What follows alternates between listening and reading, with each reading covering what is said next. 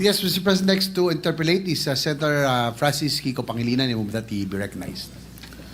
The main author of the Juvenile Delinquency Act, Senator Pangilinan. Ginoong Pangulo, bago po umpisa si Senator Kiko, gusto ko lamang po siyang batiin at siya na po ang chairman ng Constitutional Amendments and Revision. At maraming salamat din sa dating chairman ng Constitutional Amendments Committee. Magandang araw sa kanila lahat. Kung maaari po bang magtanong ng ilang mga katanungan sa ating nagbigay ng kanyang privilege? Opo. Unang-una, nagpapasalamat tayo na ito'y naisiwalat ng ating kasamahan sa Senado, yung usapin ng Juvenile Justice Welfare Law of 2006 and amended noong 2013. Una sa lahat, tayo ay nakikiisa sa kanya sa usapin ng pangangailangan ng hustisya, lalo na sa mga naging biktima ng mga krimen o kaya mga kilos ng mga kabataang nasasangkot o minor de edad na nasasangkot sa criminal activities. Tama lang na dapat ang mga nagkasala ay nananagot. At marahil ay maraming kinakailangan ding liwanagin o linawin sa usapin nung ano nga ba ang tunay na mga probisyon o tunay na mga posibleng mga pag-implementa ng batas at ikumpara ito dun sa mga hindi tama o kaya disinformation. Unang-una sa lahat, hindi po tama at hindi ito naaayon sa batas na walang pananagutan ang kabataan na nagkakasala. Number 1. Number 2, hindi rin tama na ang nagkasala sa batas na menor de edad ay dapat pakawalan. Number 3, hindi rin tama na kapag ikaw ay below 15 at up to 9 years old at ikaw ay nagkasala, ay dapat kang pakawalan. Maliwanag, noong 2006 na ipasa yung batas, nakita ang ilang mga naging problema sa implementasyon ng batas. Kaya noong 2013, ito ay inamendahan under the chairmanship then of now Senate President Chis Escudero. He was the chairperson of the Senate Committee on Justice. Ngayon, siguro isang tanong. Ang unang tanong, maaari bang masabi na oo, may kakulangan ng batas, ngunit mas marami ang kakulangan sa implementasyon kaysa sa batas mismo? Una po, linawin ko po sa ating kaibigan, Senator Kiko Pangilinan, wala po akong sinabi na kulang ang batas. Ang sabi ko po ay napakaganda ng batas na ito. Hindi lang po siya napapanahon ngayon. Sa pangalawang tanong po, totoo po yan, sa maiksing panahon ko po dito sa Senado, napakadami pong magagandang batas. Sobrang gagandang batas, hindi po talaga na-implement. Hindi lang po sa usapin na ito. Usapin lang ng agrikultura, number 1 na yun. Public information, number 2 na yun. Pero ito pong tanong niyo po, totoo po yan. Implementasyon ang kulang. Pero alam niyo naman po sa buhay ng... Ito lang po, opinion ko lang po ito, no? Dahil ako po ay hindi ko naman po itinatago na tayo po'y galing dyan sa ganyang klaseng buhay. Yung mga ganito po kasi, alam nyo, minsan iisipin natin ang mga kriminal bobo, kriminal tanga, kriminal walang isip. Gusto ko pong sabihin sa inyo, nagkakamali po tayo. Yan ho ang mga pinaka may brilliant mind, ano? kung gusto nilang gumawa ng krimen at gusto nilang gamitin po talaga yung mga bata, talaga pong magagamit po nila. Kaya ulitin ko po, Senator Kiko, wala po akong nakitang hindi maganda sa batas po ninyo. Ako po'y naniniwala dito sa batas po ninyo. Kaya lang po, kailangan po natin mag-adjust po sa panahon po ngayon. Maraming salamat sa paliwanag at sa kasagutan. Kanina nabanggit nung in-interview na kabataan na kaya nila ginawa yung batas, yung kriminalidad. Kaya sila gumawa ng krimen ay dahil hindi sila mapaparusahan. Tama yon, hindi ba? Tama yung yung bitiw na salita. Tama ba yon sa ilalim ng batas na pag sila gumawa ng kriminalidad o krimen ay hindi sila mapaparusahan? Sa usapin po ng kasi ganito po 'yan, napakaganda po nung inyo pong katanungan. Ang bata kasi kahit sila lalahatin ko na po kasi ganito 'yan Pagka sinabi mong pananagutan, ang kaduktong po nun dapat may parusa. Kasi kung pananagutan, may pananagutan, sinabihan siya, ginawa mo 'yan. Kaya ganito muna ang mangyayari sa'yo, dadaling ka muna dito sa Bahay Pag-asa, dadaan ka dito sa matinding intensive na masasabi nating psychological and moral and lahat na po, sabihin natin. Alam niyo po, Senator Kiko, sa 3 years and a half ko po sa Bilibid, hindi ko naman po nila lahat, pero wala na pong pinakamagagaling na artista kundi kriminal. Kapag kaharap niyo po yan, lahat ng drama, lahat na po, sabihin niyo po, lahat ng kalungkutan, lahat ng pinagdadaanan niya, sasabihin sa inyo. Pero pag talikod po ng nag-i-interview dyan, halimbawa ng empleyado yung sabihin gwardiya, o ng probation officer, pag talikod po nun, pagbalik niyo sa selda, bubuksan yung wallet niya, papakita sa iyo yung dyaryo, ito ang pinatay ko, pare. Ganyan po ang criminal mind. Hindi ko naman po inilalahat. Pero pagka sinabi po natin kasi ng pananagutan, dapat nagbabayad ka ng kasalanan. Hindi lang binasa sa'yo. Hindi yung parang gumawa ka ng isang karumal-dumal na krimen, ito po nakita ko po ito dahil ako po ay kagyat na pumunta sa Camarines Norte nung ni-rape nila yung batang ano po ito Senator Kiko magkakaibigan po ito. Yung babae ni-rape nila, binidyo nila, lahat, pinatay, lahat po, binidyo, hanggang naagnas yung bata, binidyo. Pagdating po, kasama po ako doon, nung dinala po doon sa Bahay Pag-asa, ang sabi nung bata, hahantingin ko kayo. Sabi doon sa mga, papatayin ko kayo. Sabi doon sa mga pulis. Ilang taon yung batang yun? 13 po. At ilang taon yung grupo sila, hindi ba? Grupo po. 13, 15, yung isa po 16. Yung bata pong ni-rape nila, 13 din. Yes. Okay.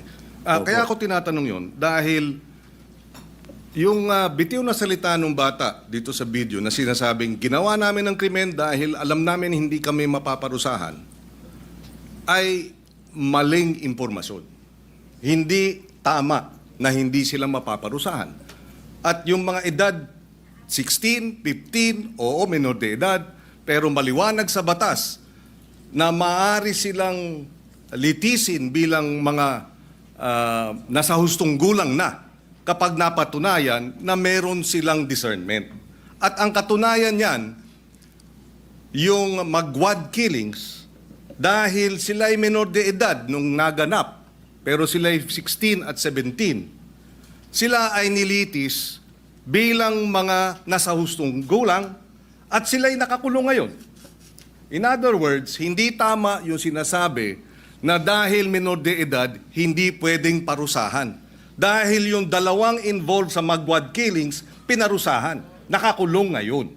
Yun ang puntong isa. Ayaw nating mangyari ang mga ito. Dapat lang mabigyan ng hustisya ang mga biktima ng karumal-dumal na krimen na galing sa menor de edad. Subalit hindi tama pag sinabing kapag menor de edad dapat pakawalan, number 1, dahil pag pinakawalan yan, labag sa batas yan, at dapat parusahan yung mga nagpapakawala ng mga menor de edad na nagkasala. Yan ang batas. Iba ang batas, iba naman ang implementasyon.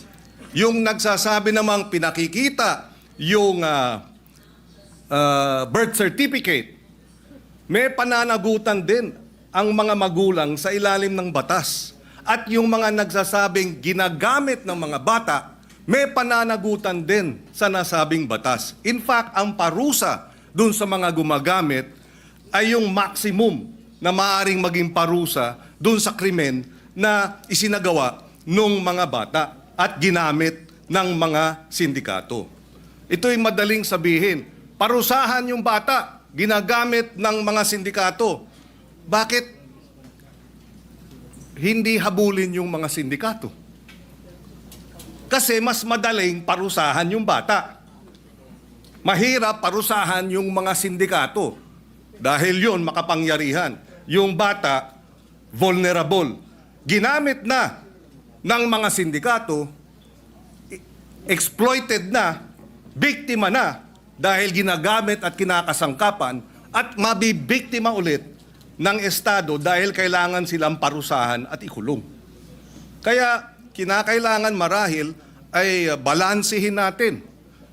Sa usapin ng unang-una, yun nga ba talaga ang sinasabi ng batas? Allow me to read some of the provisions. Parents shall be liable for damages unless they prove to the satisfaction of the court that they were exercising reasonable supervision over the child. Ibig sabihin, may pananagutan ang mga bata, ang mga magulang. Meron ding maliwanag na usapin. Pananagutan ng mga gumagamit sa bata, Section 20C. Any person who in the commission of a crime makes use, takes advantage of, or profits from the use of children, including any person who abuses his authority over the child, shall be, or instigate the commission of the crime, shall be imposed the penalty prescribed by law for the crime committed in its maximum period. So kung ginamit sa droga, maximum sentensya sa usapin ng illegal na droga ang ipapataw dun sa mga magulang o sa mga adults, sa mga sindikato na gumagamit sa mga bata. Again, ihiwalay natin yung implementasyon ng batas. Kung mayroong mga kakulungan, dapat managot sila. Pero iba naman ang batas mismo. Opo, katulad po ng sinabi ko kanina, wala po akong nakitang hindi maganda po sa batas po na ginawa po ninyo. Sa umpisa pa lang po ng aking talumpati, ay yan na po kagad. Sinabi ko po ay napakaganda. Yun lamang po sa usapin, doon lamang po sa edad. At yun po talaga ang aming intensyon na bumaba po ito. Dahil sa nakita naman po natin, talagang yung mga nakakagawa po ng krimen ngayon ay nasa ganung edad na po. Huwag niyo pong isipin na ang aking amenda ay para guluhin o sirain ang honor ng batas po na yun. Hindi po. Ako po ay isang ayon dyan. Yung lamang pong provision na yun. Kailangan lang naman po talaga nating pag-aralan mabuti dahil sa ngayon po talaga aming ginagalang at mahal na Senador Kiko Pangilinan, iba po kasi ang pinanggagalingan natin. Kayo po ay magaling na abogado. Kayo po ay nasa, medyo ironic lang kasi kayo ang nasa posisyon ng akusado. Ako naman ang nasa posisyon ng biktima. Pero iisa lang po yung ating mithiin, proteksyon na ng mga bata. Bata. Opo. Pero yung mga nakagawa po ng mga heinous crime, hindi ko po talaga matatanggap na tatawagin nating mga bata itong mga ito.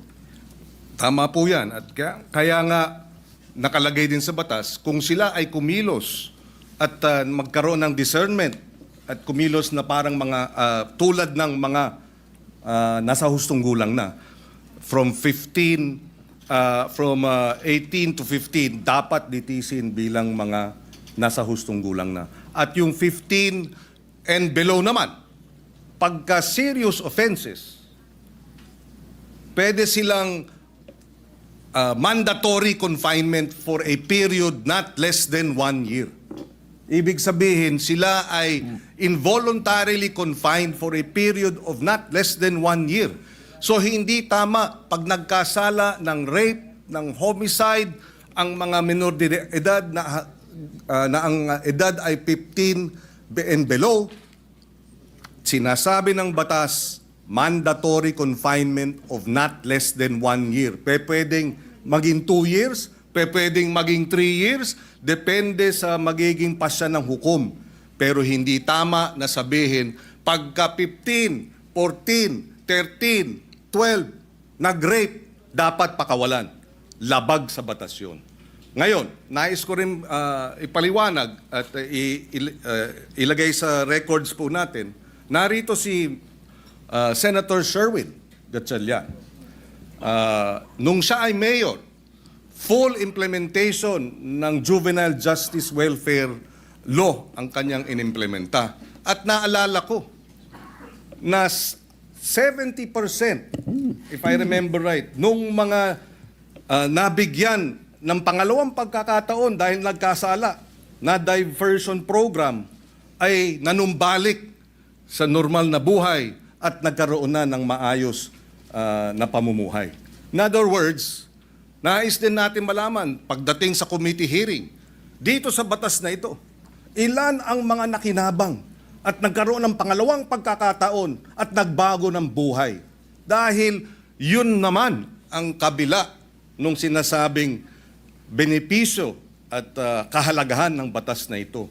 Dahil kung wala ang batas na ito, lahat ng mga nagkasala, diretso sa kulungan, kahit 9 years old, at isasama sa mga hardened criminals. Pero dahil sa batas na ito, hindi na hinahalo sa hardened criminals, sila ay inilagay sa isang diversion program. And Senator Win Gatchalian, in fact, I remember during the debates in his first term, was supportive of adding budgetary support for the full implementation of this law. Kaya we welcome this opportunity to debate this dahil dalawa ang punto rito.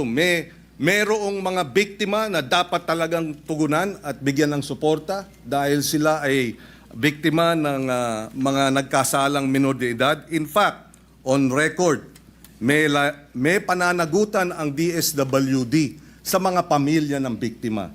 Nakalagay yan sa batas na kinakailangan bigyan ng assistance, counseling ng DSWD ang pamilya, kamag-anakan ng mga naging biktima ng karumal-dumal na krimen at iba pang mga kriminalidad na kilos ng mga minor de edad. And therefore, we welcome this opportunity na magkaroon talaga ng diskusyon, makita ang maganda sa batas, makita ang kakulangan sa implementasyon, at tingnan din natin itong usapin ng lowering of the age. Ako, ang punto ko, palagay ko, masyadong mababa ang 10 years old. Although even if you're 10 years old, again, uulitin ko, at ikaw ay nag-commit ng rape, minimum 1 year mandatory confinement. Pwedeng ma-extend dahil yan naman ang sinasabi ng batas. Ako po ay naliligayahan sapagkat kayo po ay bukas sa debate at pagdiskusyonan. Yan naman po yung lagi naman natin dito yan sa Senado.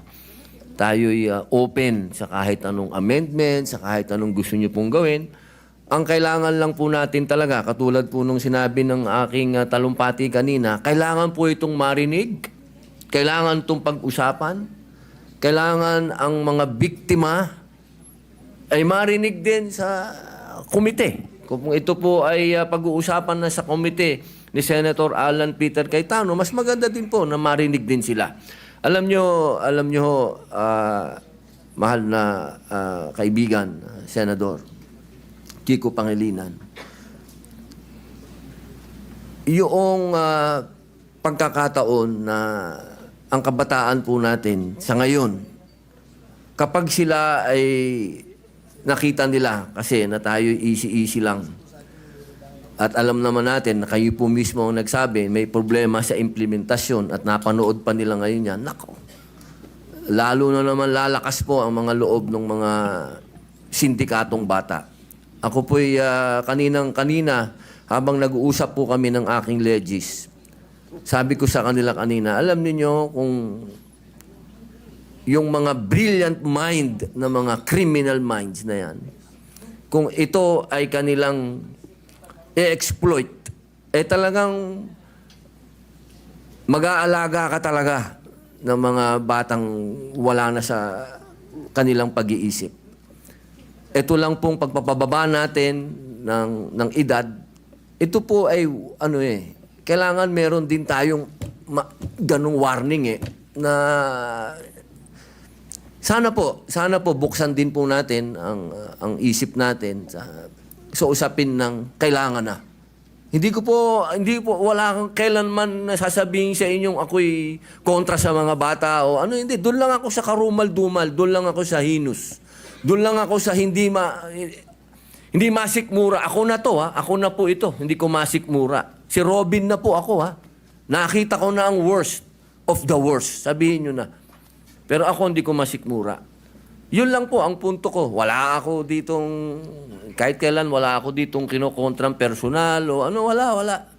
Ako kung ano lang ang nasa kalsada, kung ano lang ang nasa 8% ng ating mga taong bayan, kung ano ang nararanasan ng mga naghihikahos sa mga lugar na ang kahirapan po talaga at ang mga kalukuhan at ang mga nandyan na ho talaga. Ito po inilalatag ko sa inyo. Ako na po yung boses niyan.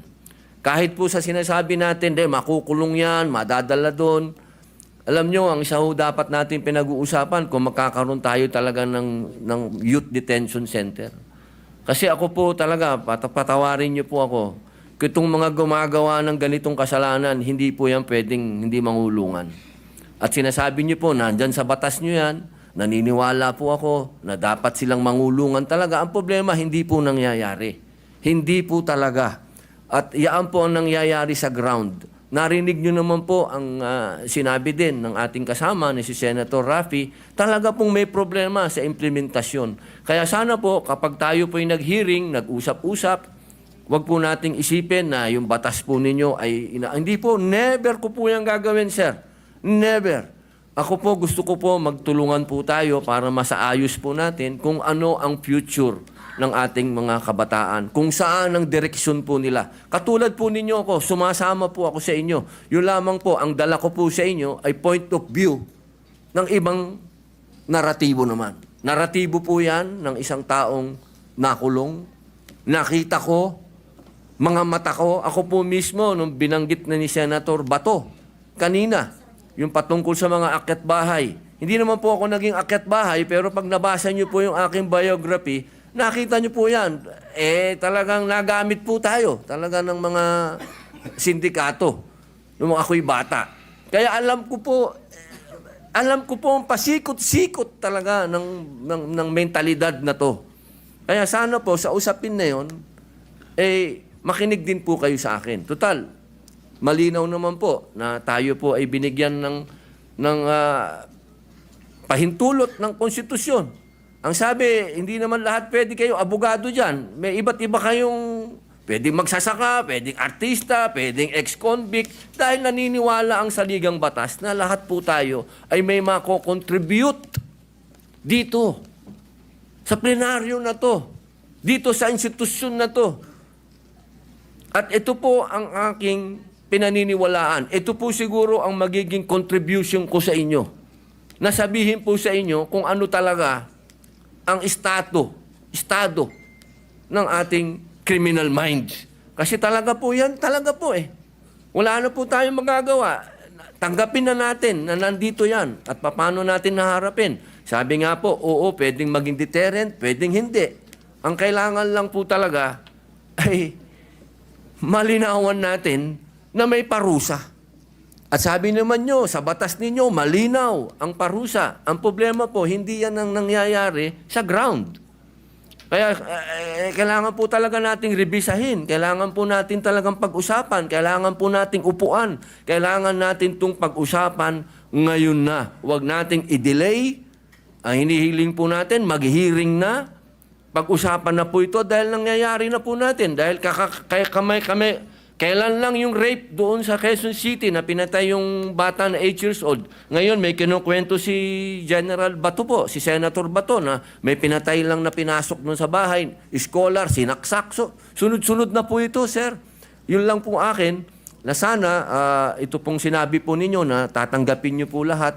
Pag-usapan na po natin sa hearing at dito po sa entablado at magkasundo na po tayo para yung taong bayan po, alam nyo naman po, siguro naman naniniwala naman po ako na pwede tayong mag-meet sa gitna. Pag-usapan natin to. Wala naman pong hindi nakukuha sa pag-uusap. Ang kailangan lamang po tanggapin natin na may problema sa ngayon ang kabataan dahil sobra na pong bata ang mga nakakagawa ng heinous crimes. Yun lang po yun. Wala po akong gusto sa inyong diskusyonan. Opo. Kami nagpapasalamat na nabanggit ni Senator Padilla itong usapin nga ng nariyan sa batas na dapat may parusa, angkop sa pagiging menor de edad. At meron naman talaga. Pwede talagang manatiling confined involuntarily, mandatory confinement for many years. 2-3 years pwede yan kung ikaw nagkasala bilang menor de edad. At nabanggit din niya, pero hindi ito ang nangyayari sa baba. So baka ang problema ay sa halip na amendahan yung batas, ipatupad ng tama yung batas. Pero ganun pa man, pakikinggan natin ang magkabilang panig. Ako'y naniniwala na ang kakulangan talaga is the implementation of the law rather than amending the law. Dahil pagka na-implementa ng tama, within 24 hours ng report, dapat ang batang involved sa serious offenses ay idadala na para sa mandatory confinement. Mabilis ang hinihiling ng batas na kilos ng gobyerno. Pag hindi ginawa yan, hindi yan problema ng batas, problema ng implementasyon. Kaya tayo ay bukas makinig, tayo ay bukas dun sa mga minumungkahi, pero ang ating paniwala, ang ating obserbasyon ay mukhang may kakulangan hindi sa batas kung hindi sa implementasyon niya ito. Dahil uulitin ko, yung mga 12 to 15 na nag-serious offenses, hindi dapat pinapakawala. Yan. At mayroong parusang angkop sa edad nila. At maaari silang manatiling naka-confine involuntarily. Ibig sabihin, wala silang karapatang lumabas. Their liberties are limited by at least 1 year and it can be even more. And finally, siguro, kailangan lang ipaliwanag, hindi po tayo kumbaga, ang sinabi kasi ng ating butihing senador, na siya ay para doon sa mga biktima at ako naman ay para doon sa mga akusado. Hindi po. In fact, yung amendment natin sa batas na ito ay dapat bigyan ng assistance, suporta, counseling ng DSWD ang pamilya at kamag-anakan ng mga biktima.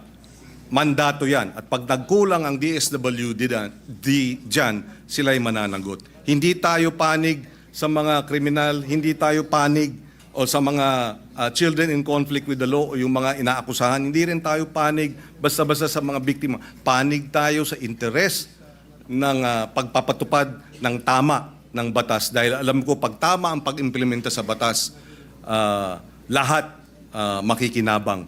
Dahil nariyan naman ang mga probisyon para dun sa mga naging biktima at para dun sa mga children in conflict with the law.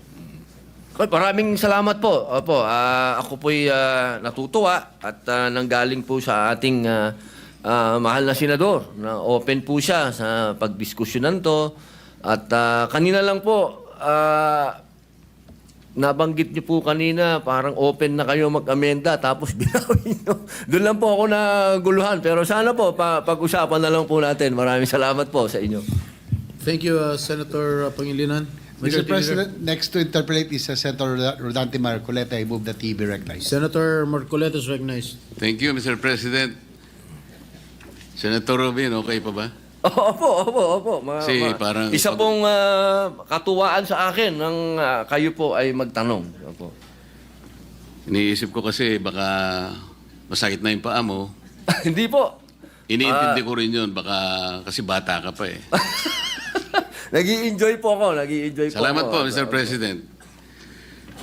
Mr. President, Your Honor, alam po ba ninyo na yung batas na tinatawag nating RA 10630, ito po yung nag-anmienda sa RA 9344 Opo. na kung saan ay yung pong criminal o minimum criminal responsibility po ay inilagay sa 15 years old.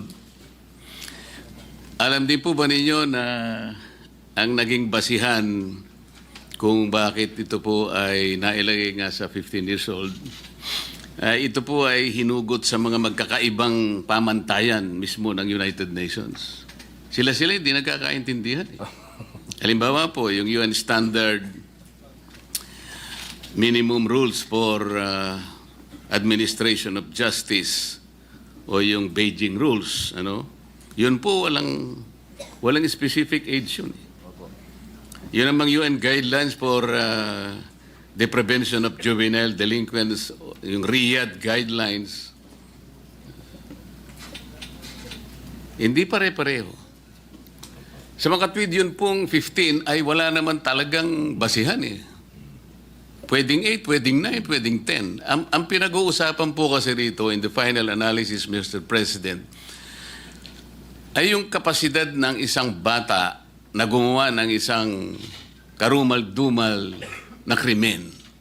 Kung kaya niya, kung meron siyang kapasidad na maintindihan niya ang pagkakaiba ng mali at saka yung tama. Iyon ang ating pamantayan. Sa mga tweet, kung yung bata kahit na 7 taon lang, ngunit kahit papaano mo pagbali-balig ta rin ang mapangyayari, alam niya ang consequence. Alam niya na darating siya sa ganito eh.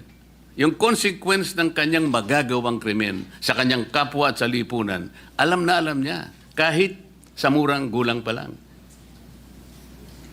Pati yung ginamit niyang pamamaraan kung paano niya isasakatuparan yung krimen, isinasangkot din yun eh. Yung lawak nung consequence na kanyang nagawa, isinasang-alang-alang yun eh.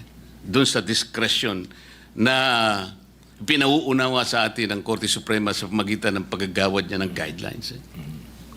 At ang pinakamahirap po, Mr. President, Your Honor, alam po ba ninyo, ang magpapatunay na yung bata na gumawa ng karumal-dumal na krimen o yung tinatawag nating heinous crime, ang burden of proof yung Estado. Ikaw ang magpapatunay na mayroon siyang discretion. Kapag nagkamali ka ng paglalatag mo ng ebidensya, absuelto yung bata. So nakapataw po, Mr. President, sa pananagutan ng Estado, kung ikaw ang prosecution, ikaw ang dapat sana patunayan ng bata, wala pa po akong discretion eh. Ang totoo niyan, hindi ko po kayang timbangin. Hindi ko po talaga alam na ganito po palang mangyayari. So, sasabihin ng korte ngayon, walang discretion ito. Ligtas na naman siya. Ngayon, tutulong po yung social worker. Doon, hindi natin alam kung anong pamantayan na gagamitin ng social worker. Hindi po natin sinasabi, Mr. President, Your Honor, na wala pong kakayanan ng social worker. Ngunit napakarami pong isasaalang-alang dun eh. Para talaga mapagtibay mo na walang kakayahan talaga yung batang yun. Na yung kanyang ginawa, wala pa siyang kamalayan eh. Pero hindi binding sa korte yun eh. In the final analysis, Mr. President, Your Honor, ang magpapasa yung korte. O sige, palagay mo. May discretion, sabi ng korte. Pero sinasabi ng batas ngayon, na yun po yung ninanais niyong susugan, tama naman po kayo ron eh.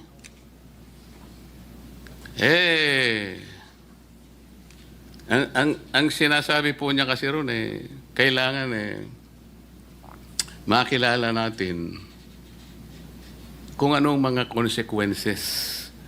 Napakahirap nun eh. At pagkatapos, sige, napagtibay na. Hindi po ako naniniwala yung batas sa ngayon ay sapat para dun sa consequence na nagawa ng bata. Napatunayan na, may discretion eh. O sinabi ng batas, o sige, mandatorily you will be confined at the Bahay Pag-asa. So tinandun eh. Pero yung pong Bahay Pag-asa, rehabilitative po yun eh. Hindi po yung punitive na kagaya po ng mga preso na binabanggit nyo kanina, na kung saan naawa kayo sa mga batang gumawa no, kaya pinaghiwalay po ninyo sila eh. Nandun po ba yung pasilidad na talagang yung bata na nakagawa ng kasalanan na yan? Kompleto po ba yung pasilidad? Nandun po ba yung mga psychologists? Nandun po ba yung mga guidance counselor? Nandun po ba yung mga disciplinarian? O yung mga iba't iba pang sektor ng lipunan na merong interest para ma-rehabilitate yung bata na yun? Talaga bang nandun lahat yun? Sapagkat kung wala, yung bata, hindi rin may tutuwid yun. Kagaya nga po na sinasabi kanina, Senator Tulfo, pabalik-balik yun eh. Recidivist na yun eh. Pero, baka 7 years old. Kamukha po nung example nyo kanina, 8 taon lang nakagawa na eh. 10 taon lang nakagawa. Ano pong ibig nating sabihin dito? Yung modern approach po kasi, Mr. President, Your Honor, hindi na po binibigyan ng taon eh. Ang importante, kailangan po makita natin na yung bata, irrespective of the age, meron na siyang discernment. Yun po yung batayan. Kailangan lang mapagtibay natin na yung bata sa maraming elemento, mapapagtibay natin. Meron siyang discernment. Ginawa niya, alam niya yung consequence, pati paraan ng paggamit niya at pa yung kahihinatnan niya at ang epekto sa lipunan, alam niya. Kahit 7 years old, dapat managot siya. Mr. President, kayo po ba'y naniniwala na dapat ganun ang approach natin? Mr. Opo. President, Your Honor. Opo. Yan po talaga ang buong-buo po nating paniwala. Katulad po ng nabanggit ko kanina sa amin pong patron.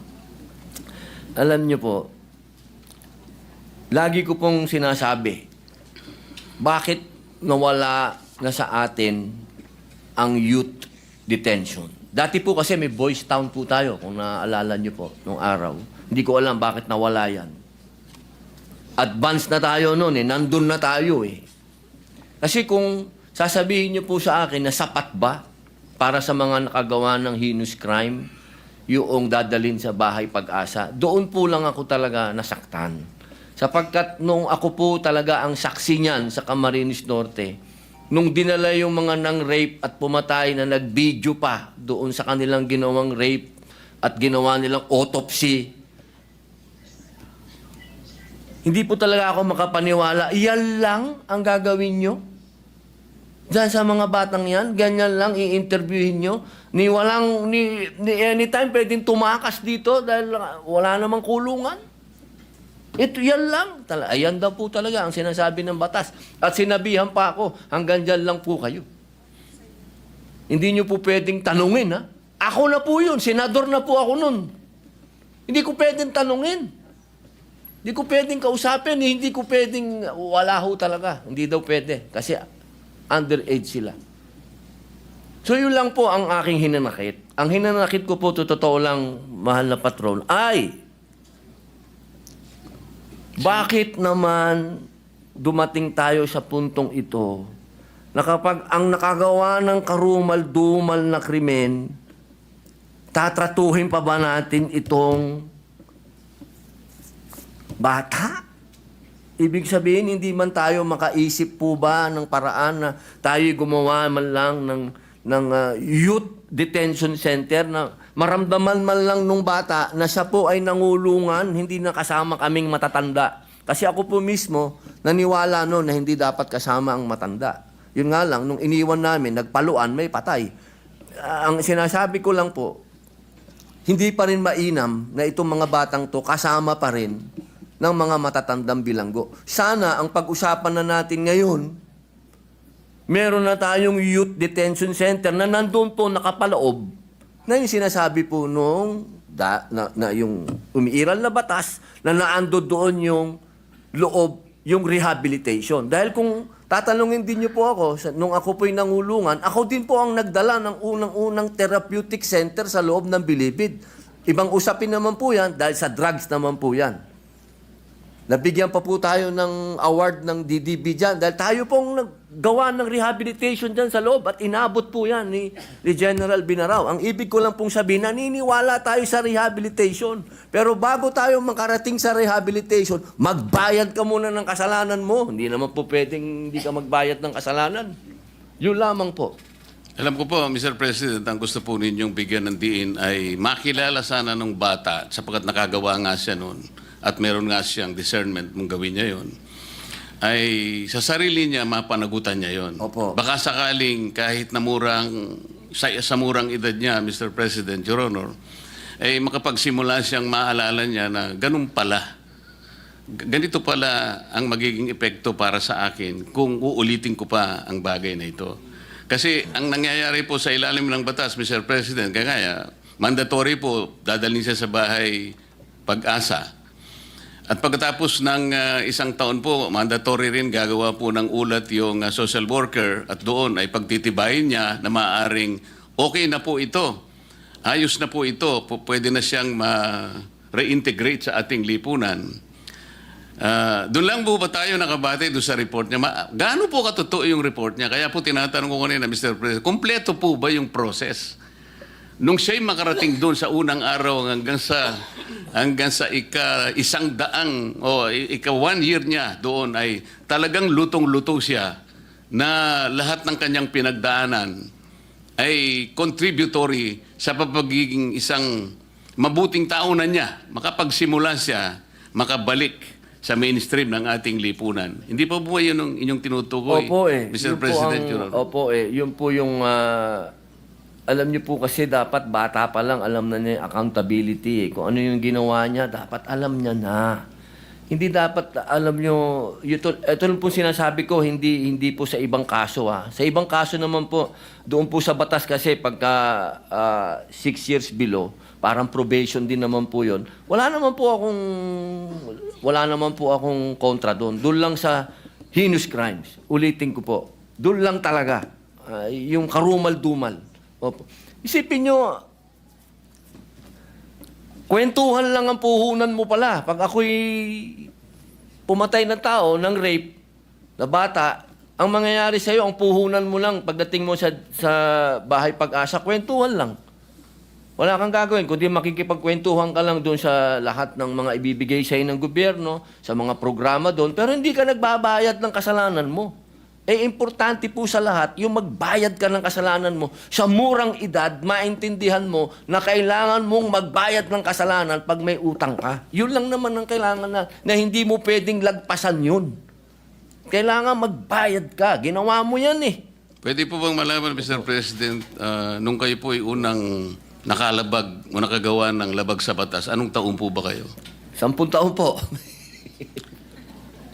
Napakaswerte po ng intervention na ginawa ng ating bansa sa inyo sapagkat sa kabila ng maaga po ninyong pagkakalabag ng ating mga batas.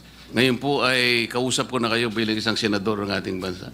Opo. Hindi ba tama na kagaya po ng inyong inaasam, lahat po ng ganun siguro kamurang edad ng mga kababayan natin o mas murang edad pa sa inyo ay kung tinapatan ng mga intervention ng mga reform at rehabilitation para sa isang bata, di sana lahat ng batang yun ay baka sakaling susunod sa yapak ninyo, Ginoong Senador. Tama po ba yun? Opo, tama din po. Tsaka, ma-share ko lang po, siguro po kung meron na po talagang sa panahon namin, kasi ang nangyayari po kasi noon... Ano po ba yung panahon ninyo noon?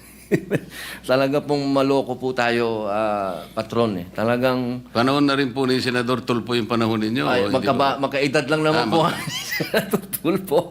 Pero talaga pong... Meron naman po akong biography eh. Pag nabasa po nila yon, makikita po nila talagang na-involve po tayo sa murang edad. Kaya lang po, nakikita ko po yung sarili ko kasi dito. Kung nung murang edad, ako po ay nadisiplina na, baka hindi na po ako nakulong. Ang nangyari lang po kasi, dahil nung araw, dahil ako po ay anak ng gobernador, siyempre po, pag nakagawa ka ng kasalanan, para ka na rin may batas na, anak ni gobernador yan, wag nyo nang pakialaman. Ganun po ang nangyayari. Kaya habang ikaw ay nakalulusot hanggang sa naging bata ka ng presidente nung araw. Oh, si Robin Padilla, bata yan ni Fidel Ramos, wag niyong galawin. Oh, hanggang naayang ka pa uli, dire-diretso ka pa, hanggang isang araw, tinamaan ka talaga ng ops. Ayan na ang sintensya mo. Babayaran mo na yung kasalanan mo. Doon lamang po ako nagkaroon ng pagkakaintindi. Kasi galing ka sa pinakamataas, ikaw ang superstar, tapos ginawa kang lowest mammal, bilanggo ka, kung tawagin ka ng gwardya, psst, psst ka rito. Marirealize mo, boss. Marirealize mo, patron, na teka, kailangan kong magbago. Kasi pag hindi ako nagbago, ayaw kong tumagal dito sa kulungan. Yun lang naman po kasi yung tamang paraan ng rehabilitasyon. Kasi kung babalikan ko po nung araw na nakalulusot ako, boss, maniwala po kayo sa akin, hanggang nakalulusot yan, patindi ng patindi.